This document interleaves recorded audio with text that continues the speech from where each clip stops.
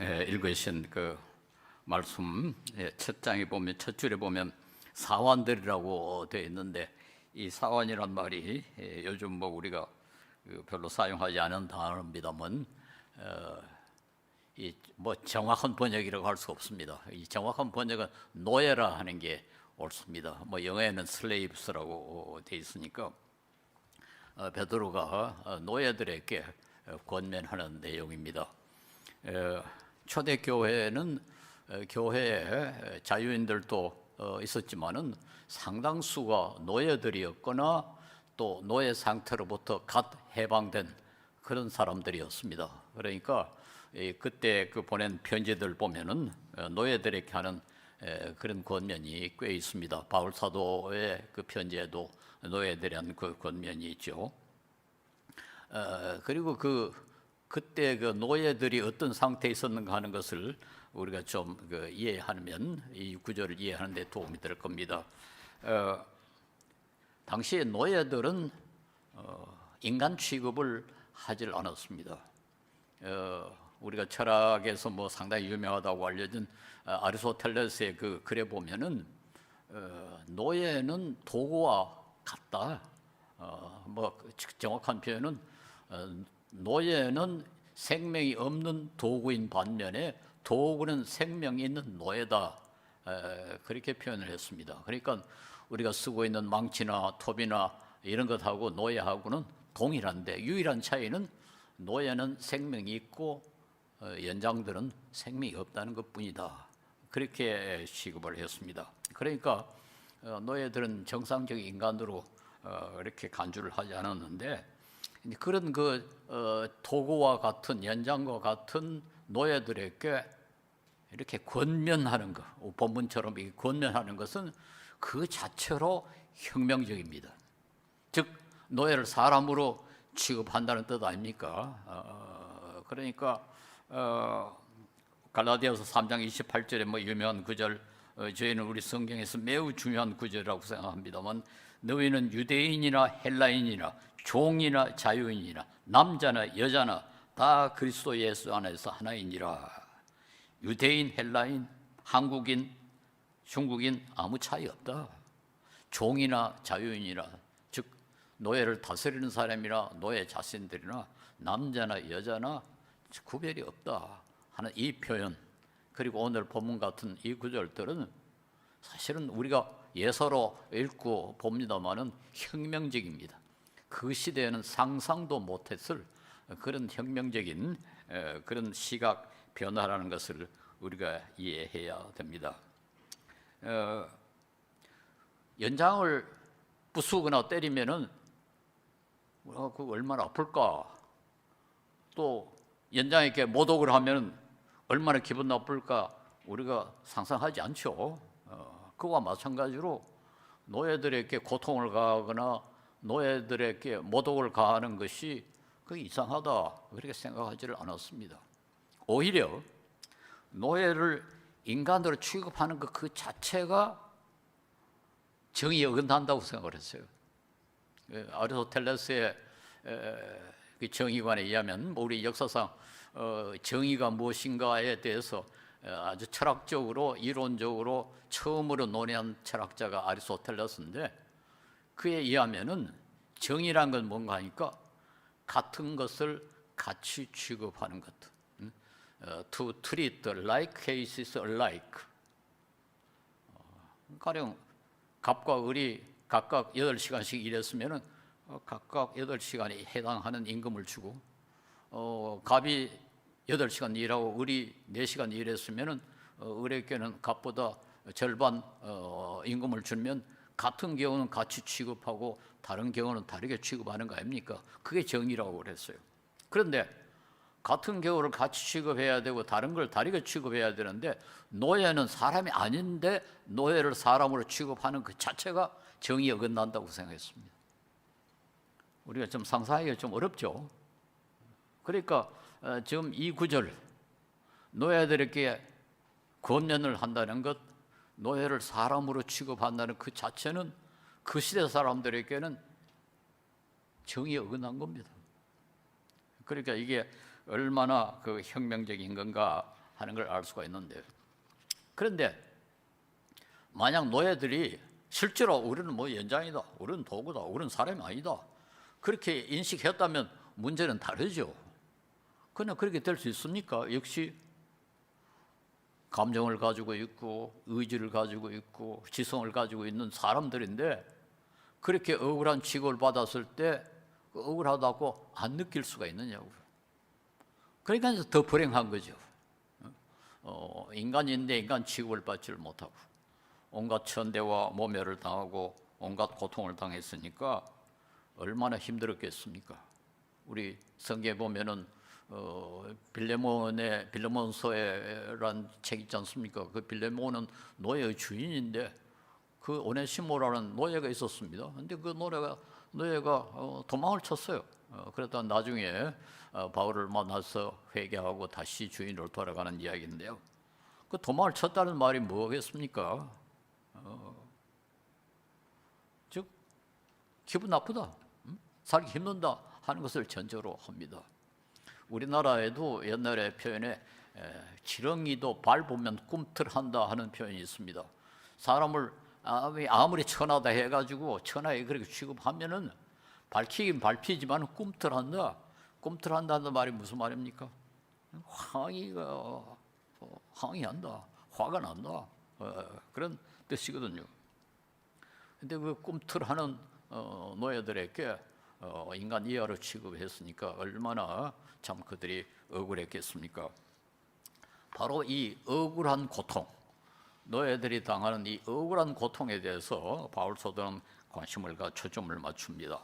그리고 이것을 예수님의 억울한 고통과 연결을 시킵니다. 그래서 그들이 당하는 그 억울한 고통이 어떤 의미를 가지고 있는가 하는 걸 제시하고, 그들을 그 영광의 소망으로 위로하고, 그리고 인내하며 또 선행을 하라, 그렇게 권면하는 내용이 오늘 본문입니다. 우리가 이 사순절이란 건 뭐 우리 개신교가 정한 계절은 아닙니다만은, 그러나 천주교가 만들어 온 계절이라도 그게 뭐 그렇게 나쁘지 않으면 우리가 지켜도 좋지 않겠습니까? 그래서 우리가 좀 사순절을 하는데, 사순절이 다른 계절이 아니라 예수님의 고난을 묵상하고 생각하는 그런 기간 아닙니까? 그러니까 이런 그 사순절을 맞이해서 우리가 한번 상고해 볼 만한 그런 성경 구절이 아닌가 생각합니다. 그동안의 인류는 사실은 고통을 줄이기 위해서 기술을 개발하고 문화를 발전시켰습니다. 제가 이 고통에 대해서 책을 하나 썼습니다만, 사실 사람이 왜 기술을 개발하고 왜 문화를 발전시켰을까? 근본적인 동기는 조금이라도 고통을 좀 줄여보자. 그게 가장 중요한 목적이 아니겠습니까? 그래서 이 문화가 발전되고 그리고 과학 기술이 발전됐다는 말은 인간이 당하는 육체적, 사회적 고통이 많이 줄여진다 하는 것을 뜻합니다. 그래서 심지어 경제적으로도 지난 30년간 그 절대 빈곤 인구가 3분의 1에서 10분의 1로 줄어졌습니다. 절대 빈곤 인구라는 건 옛날에는 하루에 1불 이하로 생활하는 사람들 뜻하고, 요즘은 1불 90전 이하로 생활하는 사람을 절대 빈곤이라고 그러는데, 전 세계 인구의 지금 10분의 1 정도가 절대 빈곤에 속해 있습니다. 이렇게 많이 줄여진 이유는 바로 중국과 인도, 전 세계에서 인구를 가장 많이 가진 두 나라가 경제 발전을 일으켰기 때문에 그렇습니다. 그 말은 중국과 인도를 제외한 다른 가난한 나라에는 역시 옛날과 별 차이 없이 이렇게 그 고통을 당하고 굶주리고 있다 하는 것을 말해주고 있습니다. 코로나19 뭐 아무리 과학이 발달되고 약품이 좋아져도 결국은 600만 명이라는 사람이 지금 이제까지 사망했습니다. 그리고 계속 사망자는 늘어나고 있습니다. 우크라이나는 전쟁이 일어나가지고 수많은 사람의 생명을 잃고 재산을 잃고 좀 비참한 그런 상황에 빠져 있습니다. 우리나라에서도 산불이 일어나서 집을 잃어버리고 삶의 터전을 잃어버린 그런 사람들이 있습니다. 우리가 이렇게 통계로 일반적으로 말하는 이 고통은 실제로 당하는 사람의 고통을 제대로 반영하지를 못합니다. 코로나로 수많은 사람이 죽었다. 그러나 실제로 죽은 사람 가운데는 정말 비참한 사람들이 있습니다. 제가 아는 내가 다니는 교회 권사 친척 하나는 부인은 일찍이 가출해버리고 아들은 장애인이고, 그래서 아버지 혼자서 지금 60세가 넘었는데 한 30세가 된 그 장애인 아들을 혼자 돌보다가 얼마 전에 코로나에 걸렸는데 구태여 얼마나 심한 고통을 당하는지 몰랐습니다. 숨쉬기가 너무 힘들어서 그렇게 힘들어하다가 결국 사망하고 말았는데, 그 장성한 장애인 아들을 두고 간 아비의 마음, 그 얼마나 고통스럽겠습니까? 그리고 자기를 돌보던 유일한 아버지를 잃은 그 장애인은 얼마나 좀 기가 차겠습니까? 하나하나 경우를 생각하면 인간의 고통은 없어지질 않습니다. 여인에게서 난 사람은 생애가 짧고 걱정이 가득하며 그런 꽃과 같이 자라나서 시들며 그림자같이 지나가며 머물지 아니하거늘. 욥기 14장 1절에서 2절이 말하고 있습니다. 인간은 여러 가지 종류의 고통을 당하고 여러 가지 이유로 고통을 당하고 여러 가지 정도의 고통을 당합니다. 그 고통의 종류, 원인, 상태를 다 측량할 방법은 없습니다. 그런데 성경은 모든 고통의 궁극적인 원인은 역시 죄라고 그렇게 가르칩니다.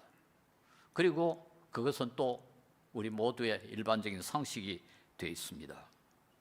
범죄한 하와에게 하나님은 내가 네게 임신하는 고통을 크게 더하리니 네가 수고하고 자식을 낳을 것이며 너는 남편을 원하고 남편은 너를 다스릴 것이라. 저는 남자라서 임신하는 고통이 얼마나 큰지를 잘 모릅니다만은 제가 군대에서 얼마나 얻어맞았는지 매일 그저 몽둥이로 얻어맞았다가 한 번은 휴가를 갔으니까 우리 어머니가 얼마나 힘드냐 그러시기에 제가 그때 철이 없어서 어머니 해산할 때만큼 힘듭니다 그렇게 말한 적이 있어요.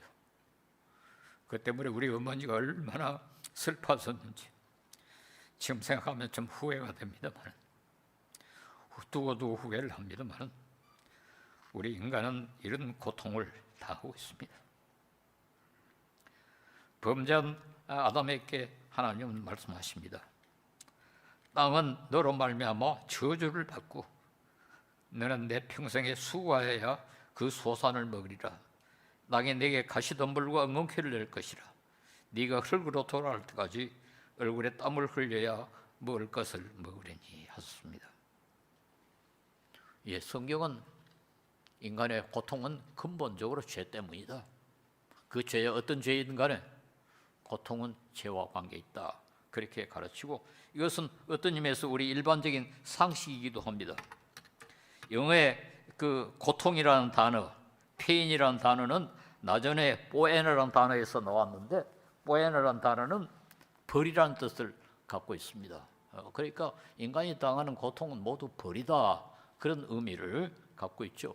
우리도 가끔 그러지 않습니까? 무슨 어려운 일이나 나쁜 일이 생기면은 내가 무슨 죄를 지었기에, 우리가 무슨 죄를 지었기에 뭐 그렇게 말하지 않습니까? 그러니까 우리가 고통을 당하는 것은 다 허물이나 죄 때문이다. 그렇게 이해를 할 수 있습니다.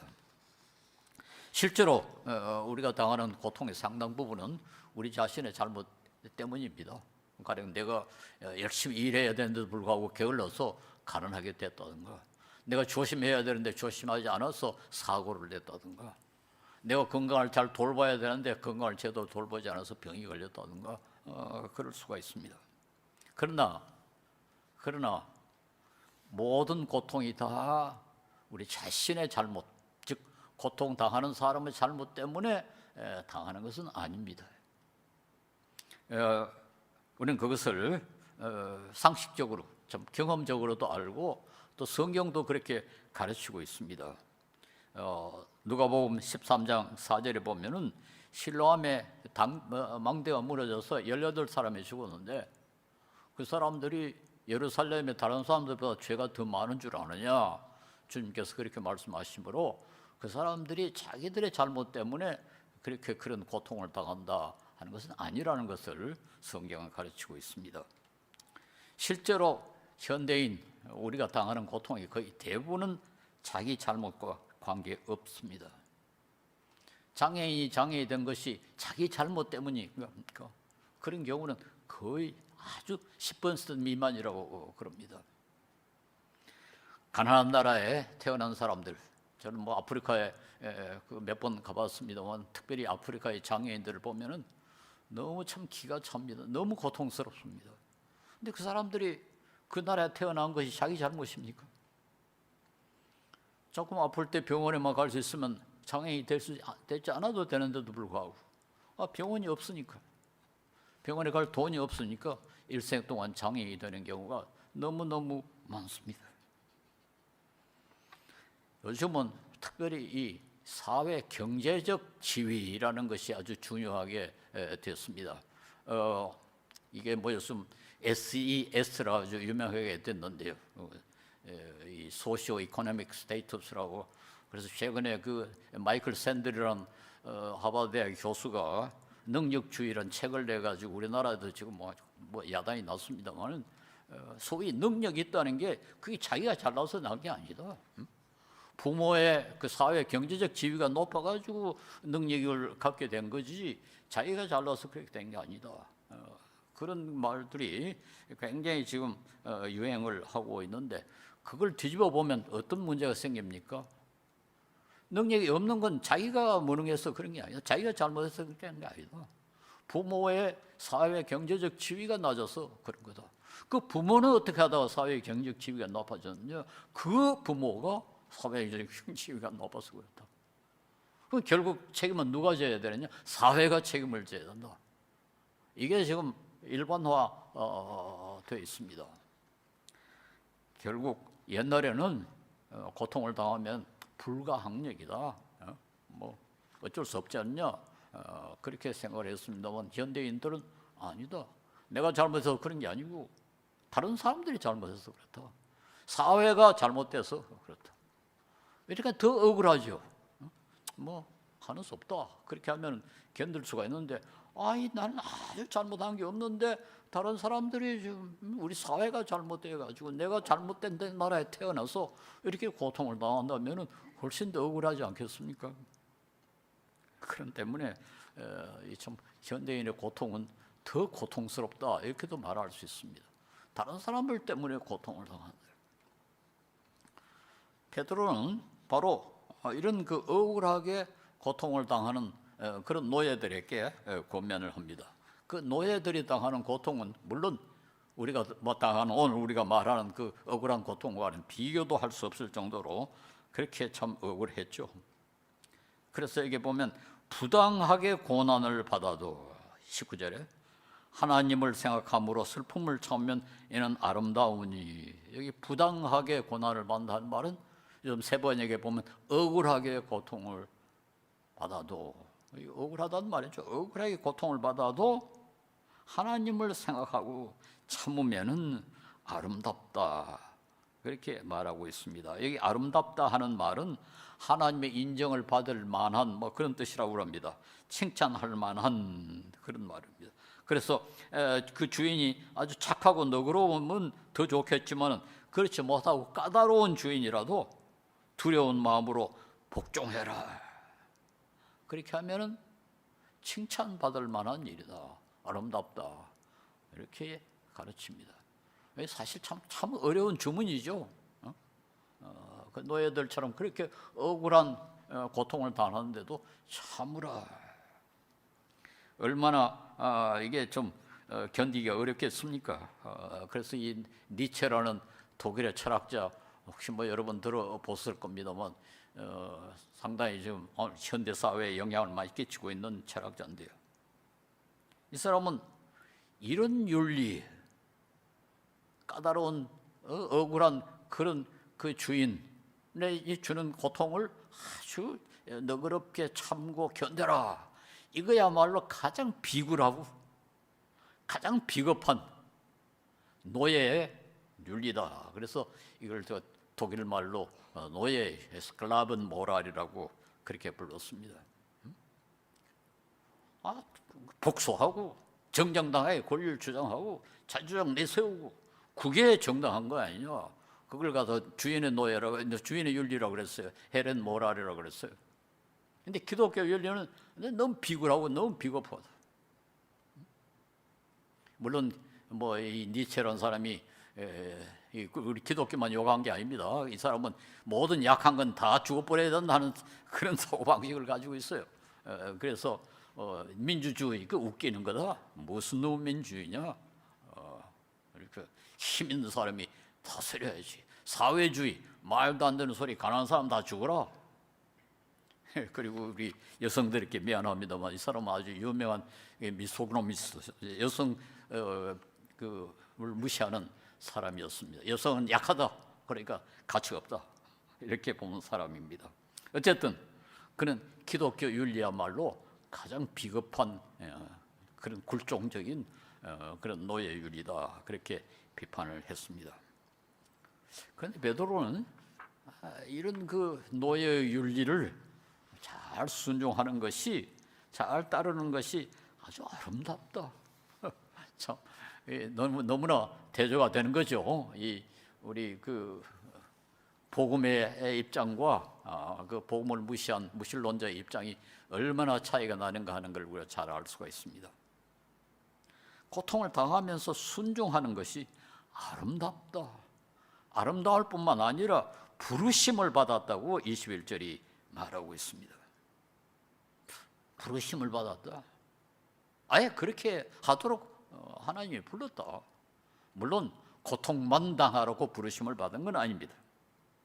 궁극적인 목적, 부르심의 궁극적인 목적은 영광입니다. 베드로전서 5장 10절에 모든 은혜의 하나님 곧 그리스도 안에서 너희를 부르사 자기의 영원한 영광에 들어가게 하시니까. 부르신 이유는 영광에 들어가게 하기 위한 거고, 잠깐 고난을 당한 너희를 친히 온전하게 하시며 굳건하게 하시며 강하게 하시며 털을 견고하게 하시리라. 부르신 것은 영광에 이르게 하기 위해서 불렀는데, 그러나 그 과정에서 잠깐 고난을 당하도록 그렇게 부르심을 받았다. 이렇게 설명을 합니다. 영광, 니체는 이것도 비꼬았습니다. 영광, 그게 바로 사탕 발림이고 속임수다. 그런 걸 가지고 이용을 해가지고 노예들로 하여금 비굴하게 참으라고 가르치는 게 아니냐, 그렇게 비난을 했고, 칼 마르크스는 그게 바로 아편이다. 종교는 대중의 아편이다. 그래서 아편 먹으면 기분이 좋죠. 종교라는 게 바로 노동자들로 하여금 그 착취당하는 것을 참도록 하기 위해서 주는 아편에 불과하다. 그렇게 가르쳤습니다. 여러분, 다시 한번 우리 복음과 무신론자들의 차이가 얼마나 큰가, 그리고 그것이 개인에게 사회에 미치는 영향이 얼마나 큰가 하는 것을 알 수가 있죠. 만약에 니체를 따랐더라면 어떻게 됐겠습니까? 여성들 살 권리가 없어지죠. 가난한 사람들 다 죽어야죠. 만약에 마르크스의 의견을 우리가 따랐더라면 어떻게 되겠습니까? 지금 북한 같은 나라의 상황을 잘 알지 않습니까? 겉으로는 그럴듯하게 보이지만은 이것이 결국은 모든 사람을 더 비참하게 만드는 그런 생각이었습니다. 그리고 우리 복음이 보기에는 얼마나 좀 우스워 보입니까? 어떻게 보면은 니체의 그 굴종의 윤리, 노예 윤리란 말이 아주 정확하죠. 기독교 윤리야말로 노예의 윤리죠. 근데 그 노예 윤리가 오늘 인류를 이만큼 살려놨지 않습니까? 인류를 이만큼 평등하게 만들어놨지 않습니까? 어쨌든 베드로는 노예들의 이 억울한 고통이 마침내 영광에 이를 것이다 하는 것을 보여주기 위해서 예수님과 관계를 맺습니다. 예수님은 억울한 고통을 당하셨는데 영광에 이르렀다. 그래서 이를 위하여 너희가 부르심을 받았으니 그리스도도 너희를 위하여 고난을 받으사 너희에게 본을 끼쳐 그 자취를 따라오게 하려 하셨느니라. 그리스도의 자취를 따라오게 하셨다. 그런데 그 그리스도는 물론 영광을 받았던 그리스도다. 그러나 그 영광을 받기 전에 그리스도는 얼마나 억울한 고통을 당했느냐. 즉 너희들이 당하는 그 억울한 고통과 보다 훨씬 더 큰 억울한 고통을 당하셨다 하는 것입니다. 예수님은 죄를 지은 일이 없고 그의 입에는 어떤 거짓도 없었는데도 불구하고 너희를 위하여, 베드로는 너희를 위하여 고난을 당했다 그렇게 주장합니다. 노예들도 억울하게 고통을 당합니다만 예수님은 그 억울한 고통을 당한 노예들을 위해서도 고통을 당하셨다. 물론 앞 뒤에 보면은 우리를 위하여, 우리 죄를 하고 말을 확대를 했습니다만 21절에는 너희라, 그래서 단순히 우리 모두의 죄를 위해서 억울하게 고통을 당했을 뿐만 아니라 너희의 죄까지도 포함해서 고통을 당하셨다 그렇게 가르치고 있습니다. 그러므로 바로 그렇기 때문에 예수님은 너희들에게 모본이 될 수 있다. 너희들도 억울한 고통을 당하지만은 예수님은 너희들보다 훨씬 더 억울한 고통을 당하셨다. 그러므로 그의 발자취를 따라서 따라가야 할 모본이라고 이사야 53장의 말씀을 인용하여 말합니다. 예수님은 욕을 당하시되 맞대어 욕하지 아니하시고 고난을 당하시되 위협하지 아니하시고 오직 공의로 심판하신 이에게 부탁하셨다. 이게 공의로 심판하시는 말, 이게 뭡니까? 세 번역에는 정의롭게 판단하시는 그런 뜻입니다. 정의롭게. 하나님의 판단은 정의롭다. 정의롭다. 그렇게 억울함을 당한 사람 예수님이 그래 참으신 이유는 궁극적으로 정의롭게 판단하시는 하나님을 믿기 때문에 그렇게 된 거다. 그에게 모든 것을 맡겼었기 때문에 그런 억울한 재판, 고통을 당하셨다. 그렇게 됐습니다.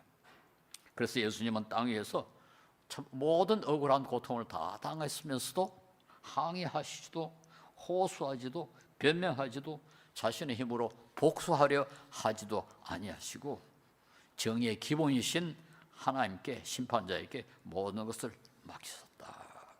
그러므로 너희도 그렇게 해라. 그렇게 가르치고 있습니다.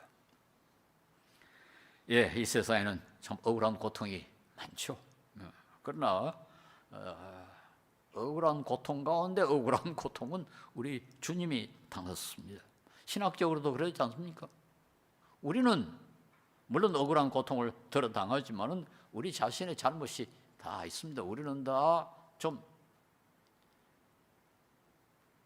좀 고통을 당할 만한 잘못도 저지르고 실수도 하고 또 다른 사람에게 억울하게 고통을 가하기도 하고 그러니까 우리가 당하는 고통, 심지어 노예가 당하는 고통 그것도 어느 정도는 덜 억울한 면이 있지만은 예수님은 전적으로 무죄하지 않습니다. 100% 무죄하신 분 아닙니까?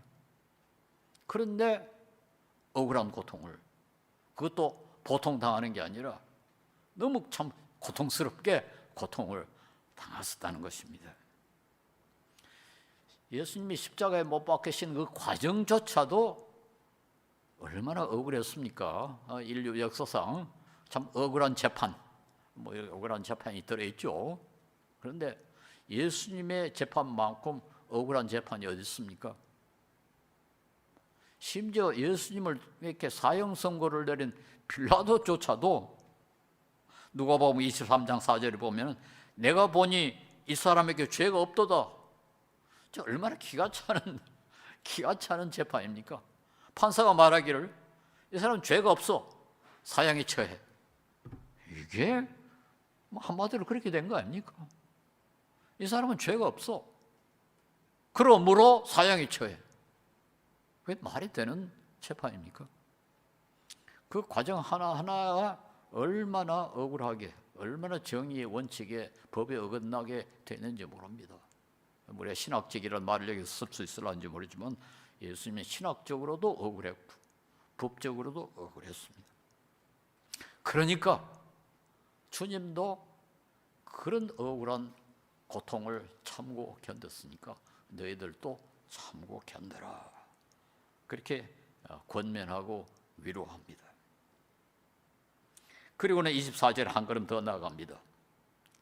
친히 나무에 달려 그 몸으로 우리 죄를 담당하셨으니 이는, 이렇게 하신 이유는 우리로 죄에 대하여 죽고 의에 대하여 살게 하려 하심이라. 단순히 참고 견디는 뿐만 아니라 의에 대해서는 살고 죄에 대해서는 죽으라. 그게 또 목적이라고 그랬습니다. 이게 의에 대해서 살고 죄에 대해서 죽는다는 말은 의롭게 살고 죄는 짓지 말라. 죄와는 관계없이 되고 의롭게 행동하고 살아라. 그런 뜻이라고 그럽니다. 주님께서 억울한 고통을 당하셨고 그런데도 불구하고 항해하지 않고 참고 견디는 것, 그것으로부터 우리가 배워야 할 것은 단순히 그와 같이 참고 견디는 것뿐만 아니라 한 걸음 더 나아가서 모든 죄와는 관계를 끊어버리고 오직 의롭게 살아라. 그게 목적이라고 그렇게 가르치고 있습니다. 그리고 그와 관계에서 20절에 죄가 있어 매를 맞으면 매를 맞고 참으면 무슨 칭찬이 있으리요? 잘못해가지고 벌을 받으면 그게 무슨 칭찬이 있으리요? 잘못해서 벌을 받고 그걸 참으면은 그건 별로 칭찬할 것이 못 된다. 그러나 선을 행함으로 고난을 받으면 이는 하나님 앞에 아름다우니라. 즉 억울한 고통, 선을 행하는데도 불구하고 그걸 참으면은 그건 아름답다. 그러니까 여기서 참는다는 것만 강조된 게 아니라 선을 행하는 것도 강조를 합니다. 즉 죄에는 죽고 의에는 사는 것입니다. 우리가 잘못해가지고 벌을 받은 거, 그건 뭐 참으면은 별로 칭찬할 것이 그렇게 못 됩니다. 그러나 아주 억울하게 잘못하지 않았는데도 고통을 받고, 즉 예수님 때문에 혹은 선한 행실 때문에, 신앙 때문에 고통을 받으면서 참으면은 그건 정말 아름답고 그건 하나님 보시기에 칭찬받을 만한 일이고 그것이야말로 그리스도를 제대로 따르는 것이고 영광에 이르는 것이다. 그렇게 가르칩니다. 그리고 바로 그렇게 하기 위해서 예수님께서 고통을 당하셨고 억울한 고통을 당하시면서도 참았다. 그러니까 너희들도 죄는 죽고 의에는 살아라. 그렇게 윤리적인 행실을 가르칩니다. 주석에 읽어보니까 베드로는 특별히 이 그리스도인의 윤리적인 행실을 아주 강조했다고 그래요. 그걸 바로 예수님의 억울한 고통과도 연결을 시킵니다. 우리가 어렵게 한다는 게 무슨 말이며 죄를 짓는다는 건 무슨 말이겠습니까? 비윤리적으로 행동한다는 말이 뭐겠습니까? 비윤리적으로 행동한다는 말은 다른 사람을 억울하게 고통스럽게 하는 겁니다. 뭐가 왜 나쁩니까? 뭐가 나쁘다 하는 말은 무슨 말입니까? 다른 사람에게 억울하게 고통을 가하는 겁니다.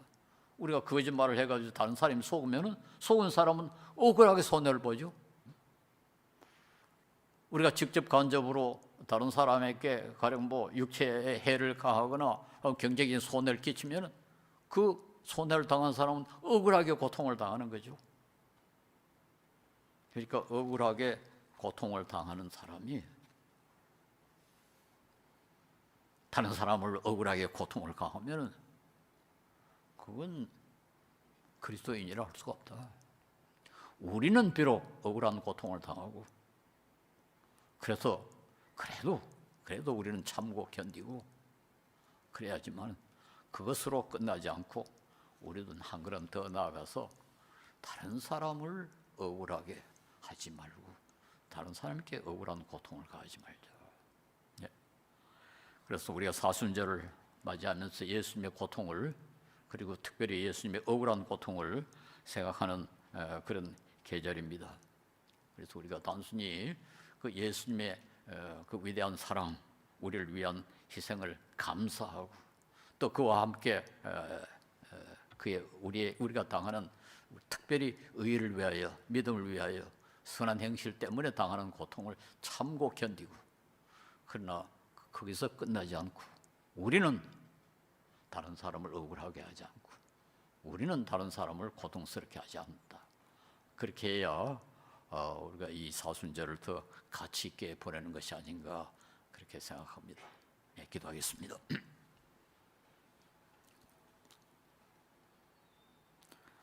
지극히 자비로우시고 거룩하신 우리 하나님, 아무것도 아닌 우리들을 주님의 백성으로 만드셔서 이렇게 위대한 말씀 알게 하시고, 그 위대한 사랑으로 구원받게 하시고, 지극히 부족하지만은 이 사랑을 실천하려고 애를 쓸 수 있는 그런 마음을 허락하심을 감사합니다.